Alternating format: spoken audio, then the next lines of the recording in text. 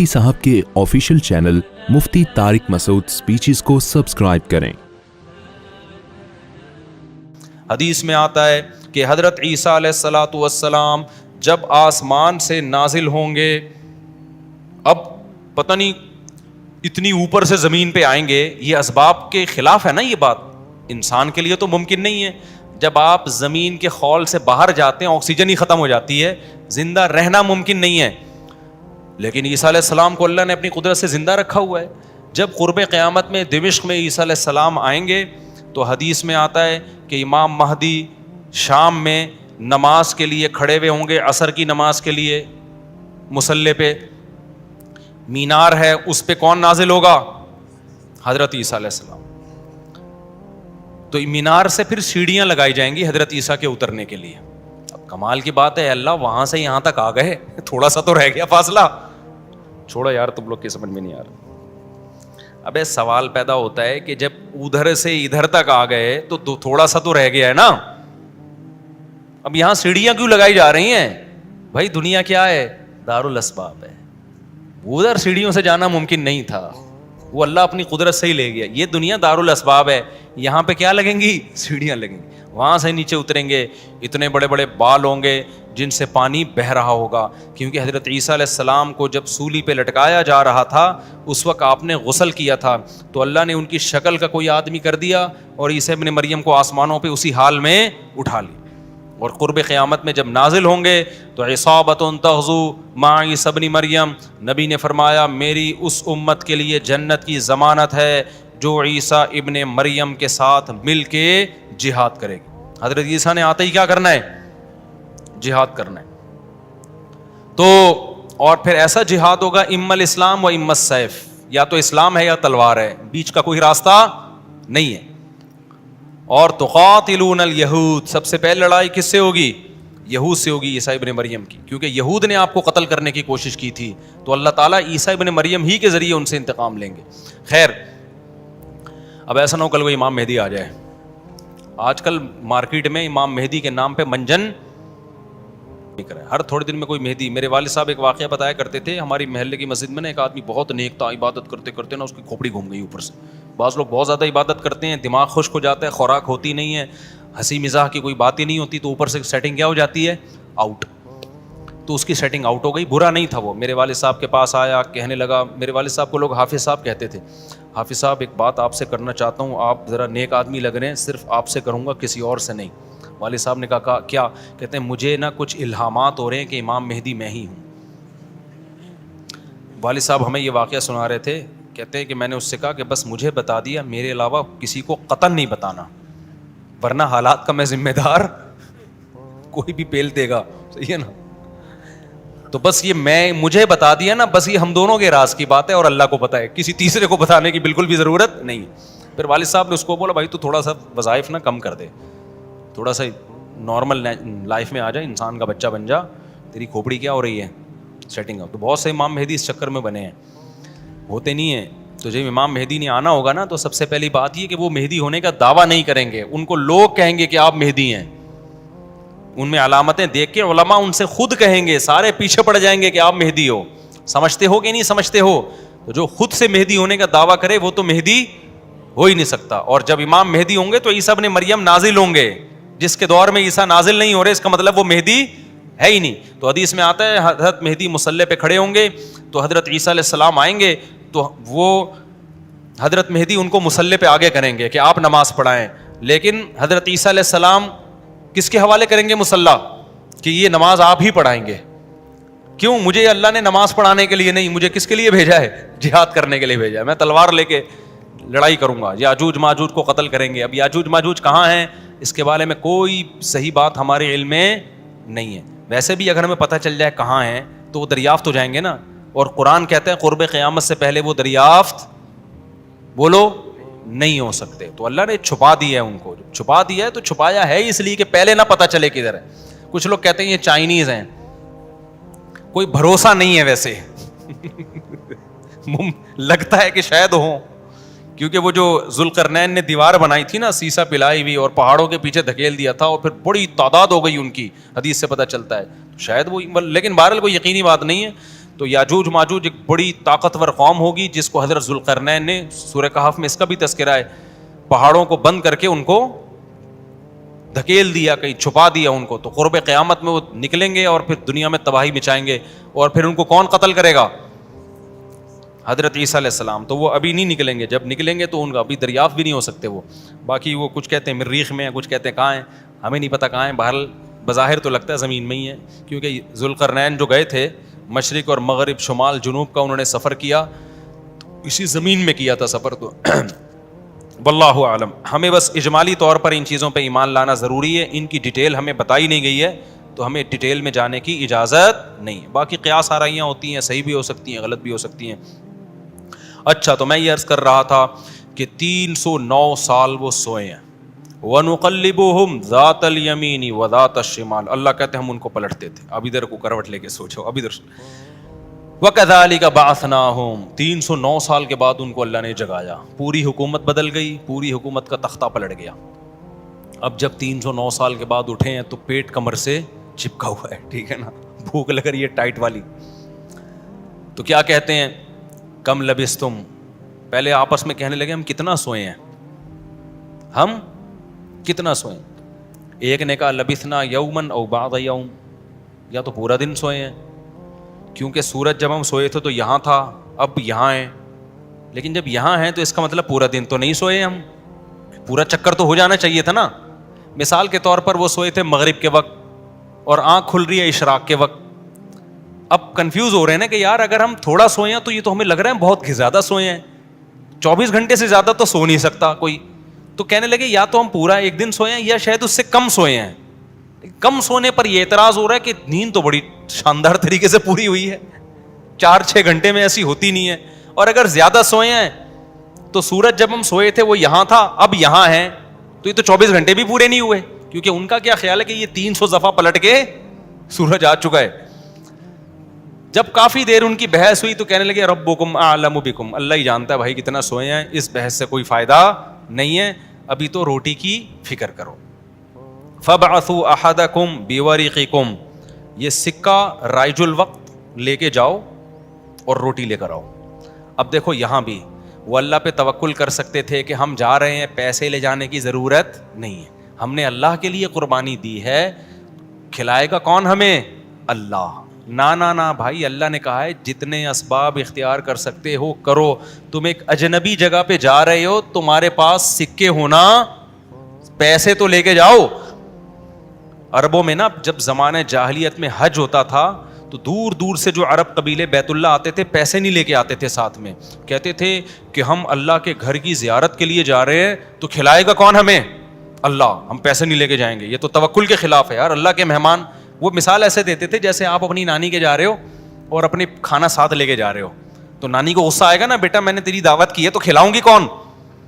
میں کھلاؤں گی تجھے, تو اپنے ساتھ کھانا کیوں لے کر آیا ہے؟ تو کہتے تھے جب ہم کسی کے مہمان ہوتے ہیں تو کھانا ساتھ نہیں لے کے جاتے, میزبان کا کام ہے, تو ہم اللہ کے گھر پہ جا رہے ہیں, ہم پیسے لے کے نہیں جائیں گے, اللہ پہ توکل کریں گے.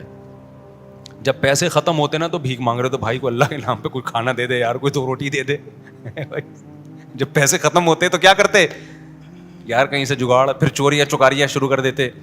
تو قرآن میں اللہ نے آیت نے نازل کی وَتَزَوَّدُوا, جب حج کے لیے جاؤ تو زاد راہ لے کے جاؤ, پیسے لے کے جاؤ. کیوں؟ فَإِنَّ خَيْرَ الزَّادِ التَّقْوَىٰ, سب سے بہترین زاد راہ تقوی ہے.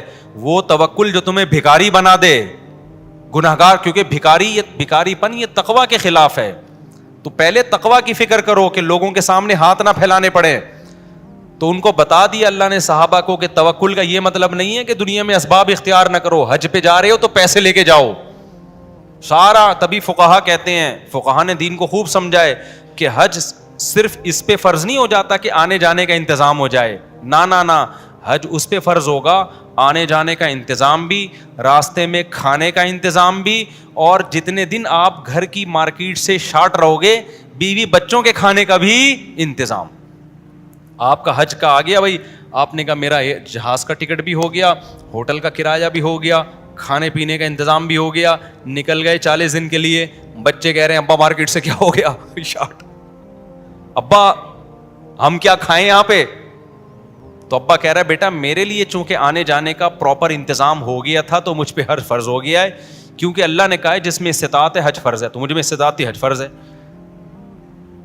تو بچے کہیں گے ہمارا کیا قصور ہے. اس لیے علماء نے بیان کیا کہ استطاعت میں یہ بھی داخل ہے کہ آپ کا بھی اور جن کی آپ کفالت کر رہے ہو, جو آپ کی شرعاً ذمہ داری ہے, ان کا بھی انتظام ہو. سمجھتے ہو کہ نہیں سمجھتے ہو؟ تو انہوں نے اپنے ساتھ سکے لے کے گئے ہوئے تھے, وہ سکہ رائج الوقت. جب نکاح ہوتا ہے نا تو سکہ رائج الوقت, میں نے سکہ رائج الوقت میں آپ کا نکاح فلاں, میں یہ لفظ نکال دیا ہے, میں اتنے پیسوں میں کرایا ہم نے, کیونکہ رائج الوقت ہی سکے چلیں گے نا, یہاں نکاح میں ڈالر تھوڑی دیں گے. کبھی خربوزہ خریدتے ہوئے کہا کہ سکہ رائج الوقت کے مطابق یہ خربوزہ کتنے روپے کلو ہے, جیسے وہاں سیدھا سیدھا بولتے ہو بھائی خربوزہ کتنے روپے کلو ہے, تو مہر میں بھی وہی ہے. جب پاکستان میں شادی ہو رہی ہے تو پاکستانی روپے میں ہی ہوگی, اس میں الگ سے سکہ رائج الوقت بتانے کی ضرورت نہیں ہے. لوگ کہہ رہے تو سکہ رائج الوقت کے مطابق, تو وہاں سے میری زبان پہ یہ آیا ہے. تو انہوں نے کہا بھائی یہ سکہ رائج الوقت ہے, اس کو لے کے جاؤ اور کھانے پینے کا انتظام کرو. پھر کہنے لگے دیکھو وَلْيَتَلَطَّفْ, چپکے سے جانا, وَلَا يُشْعِرَنَّ بِكُمْ أَحَدًا, کسی کو تمہارے بارے میں پتہ نہ چلے. ایسے منہ لپیٹ کے نا چھپڑ میں جانا اور روٹی لے کے چھپڑ میں واپس آ جانا. اس سے بھی پتہ چل رہا ہے کہ وہ اپنی حفاظت کا پورا انتظام کر رہے ہیں, پھر اللہ پہ توکل کر رہے ہیں. کتا بھی ساتھ لے کے جا رہے ہیں تاکہ اجنبی لوگوں سے ہماری حفاظت ہو, یہ بھی پورا انتظام. اور اس کے بعد بھی ایک بندے کو بھیج رہے ہیں بھائی لپٹ کے جانا, پتہ نہ چلے, پکڑے نہ جائیں ہم. اور آگے انہوں نے کیا کہا, فَلْيَنظُرْ أَيُّهَا أَزْكَىٰ طَعَامًا, دیکھنا پاکیزہ کھانا ہو, حلال کھانا لے کے آنا. اس سے بھی پتہ چلتا ہے کہ چونکہ غیر مسلم ریاست تھی نا, وہاں ان پر واجب تھا کہ کھانا خریدنے سے پہلے تحقیق کر لیں کہ حرام ہے یا حلال. اسلامی ملک میں اس تحقیق کی ضرورت نہیں ہے کیونکہ حلال ہی ہوتا ہے. یہاں آپ ہوٹل میں بیٹھ کے پوچھیں یہ گدھے کا گوشت ہے یا بکرے کا گوشت ہے, وہ رکھ کے ایک تھپڑ لگائے گا آپ کے. کیوں بھائی؟ غالب یہی ہے کہ جب سامنے والا انسان ہے اور مسلمان ہے تو گوشت بھی انشاءاللہ حلال ہی ہوگا. سامنے والا گدھا نہیں ہے تو گوشت بھی گدھے کا. یہاں بھی گدھے کے گوشت بکے ہیں مگر ان کا ریشو کم ہے نا, عموماً تو حلال ہی ہوتا ہے. لیکن جب آپ غیر مسلم ریاست میں جاتے ہیں, پھر جب بھی آپ کوئی چیز خریدیں گے تو آپ پر تحقیق کرنا واجب ہے, بھائی یہ حلال ہے یا نہیں. میں یورپ میں جہاں بھی ہوٹل میں جاتا تھا پہلے پوچھتا تھا ابے یہ مرغی حلال ہے کہ حرام ہے, وہ کہتا تھا حلال ہے. کیسے پتا چلا حلال ہے؟ ٹھپا تو سب نے لگایا ہوا ہوتا ہے حلال کا. کہاں سے خریدی آپ نے؟ وہ بتاتا تھا فلاں سے. میں نے کہا آپ کو پتا ہے کہ وہ ہاتھ سے ذبح کرتے ہیں؟ کہ جی ہمیں تو نہیں پتا. میں نے کہا پھر ہم بھی نہیں کھائیں گے بھائی. یہ غیر مسلم ریاست میں یہ تحقیق کیا ہے؟ اطمینان ہو جائے کہ ہاں جی ہاتھ کا ذبیحہ ہے, بسم اللہ اللہ پڑھ کے کرے تو پھر آپ کھا سکتے ہیں, ادروائز نہیں کھا سکتے آپ. پھر آپ چلغوزے کھائیں, کچھ بھی کھائیں, گزارا کریں آپ. سمجھتے ہو؟ تو ان لوگوں نے بھی کیا, حالانکہ یہ کتنے شدید بھوکے تھے نا, ان کو تو چاہیے تھا بولتے یار تو جا اور جو ملے لے آ بس اٹھا کے, ٹھیک ہے نا, جو ملے. ابھی حلال حرام کے چکر میں پڑنے کی ضرورت نہیں ہے, بہت ہو گیا یار, بھوک دیکھ یار, ابھی تو ابھی پھر بھی آگے حلال حرام کی تحقیق کرے گا. ابے جو ملے اٹھا کے لے آ, نہ حلال لے کے آنا, حرام سے ایوائڈ کرنا. اب جب وہ بندہ آیا نا سکہ رائج الوقت لے کے, تو جب وہ اس نے سکہ دیا تو وہ دکاندار نے بولا ابے یہ کون سے زمانے کا سکہ لایا بھائی تو, ٹھیک ہے نا, یہ کرنسی تو کیا ہو گئی ہے, 300 سال پہلے یہ نوٹ ختم ہو چکے ہیں. اس پہ تو جس بادشاہ کی تصویر ہے وہ بھی بت پرست بادشاہ تھا, اس کا تو خاتمہ ہو گیا ہے. یہاں تو جہاد ہوا, دوسری قوموں نے حملہ کیا, پوری ریاست کیا ہو گئی ہے, ختم. اچھا وہ بھی دیکھ رہا تھا کہ یار یہ تو وہ شہر ہی نہیں لگ رہا, میں کوئی گوگل نے غلط تو نہیں بتا دیا کہیں مجھے, ہے بھائی. وہ بھی یہی سوچ رہا نا جو کہ بھئی یہ میں کہاں ہوں, یہ وہ جگہ ہی نہیں لگ رہی. تو 309 سال میں تو سب کچھ چینج ہو جائے گا نا. بالآخر قرآن میں چونکہ اختصار ہے, بہت شارٹ واقعات سناتا ہے. بالآخر کیا ہوا کہ لوگوں نے اس سے پوچھا تم کون ہو, اس نے پوچھا بھائی وہ کہاں ہے, انہوں نے کہا وہ تو 309 سال پہلے ونس اپون اے ٹائم ایک حکومت تھی, پھر یہ ہوا, پھر علامتیں دیکھی گئیں, یہ پرانے سکے نکلے. تو لوگوں کو, اچھا ان لوگوں کی ہسٹری بھی لوگوں کو پتہ تھی کہ پرانے وقتوں میں چند نوجوانوں نے اللہ کے لیے قربانی دی تھی اور اپنے علاقے سے ہجرت کر کے چلے گئے تھے. ان کے نام یہ تھے, ان کی علامتیں یہ تھیں.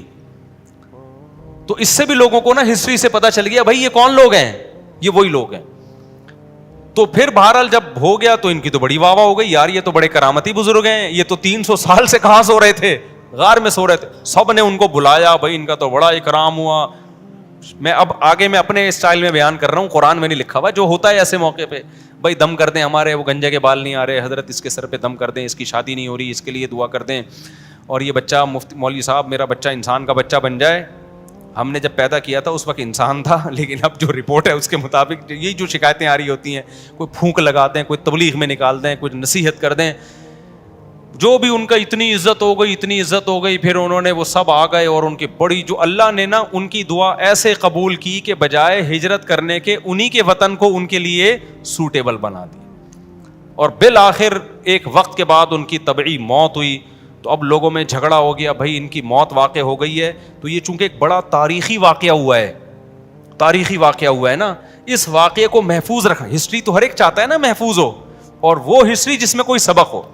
تو کسی نے کہا ہم قبہ بنائیں گے, کسی نے کہا ہم کیا بنائیں گے, لیکن جو غالب لوگ تھے, جن کو اللہ نے غلبہ دیا تھا, انہوں نے کہا لنتخذن علیہم مسجدا, ہم ان کے غار, کہا جاتا ہے کہ اسی غار میں ان کو دفن کیا گیا, جس غار میں انہوں نے زندگی گزاری نا, ہم ان کے غار کے قریب ایک مسجد بنائیں گے تاکہ اس مسجد میں نماز بھی ہو, عبادت بھی ہو, عقیدہ توحید بھی زندہ رہے, کیونکہ انہوں نے قربانی توحید کے لیے دی تھی, اور مسجد توحید کا سب سے بڑا ذریعہ ہے.